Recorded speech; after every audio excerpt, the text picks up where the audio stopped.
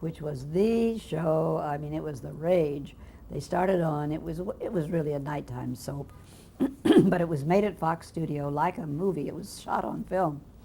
And they had all of the same help, all the same people working on it, the crews. And of course that made it very good. It was better than the daytime things because they had more facilities and they took more time. And to begin with, we only had one show a week to shoot. Then it got so popular that they went to Monday and Wednesday night. Finally, they went Monday, Wednesday, and Friday night. And then it got a little hectic to keep ahead of that schedule. And finally, it was the producers who, I mean, Fox had been almost bankrupt. And they got them back on track. And then they decided they didn't want to do that anymore. It was too much work for them. And they canceled the whole show. And I remember saying, what does it feel like to kill the golden goose? I was Hannah Cord. She was the housekeeper for old man Peyton, and most people believed that she was his mistress.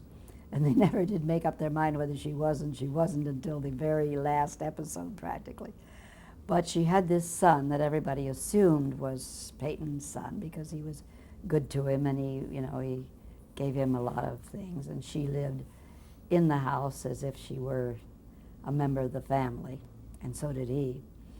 And it was an interesting role because you didn't know, it was mysterious. I got it through a friend who knew the casting director at Fox, and they were just about to sign Agnes Moorehead. But the producer decided he didn't want to do that because that was too much typecasting. And so when he met me and I read for him, I got the part. I never would have gotten it except for this friend of mine who was very close with the casting director. And I said, you never know how you're going to get a part. You just have to be open and be willing to take anybody's help.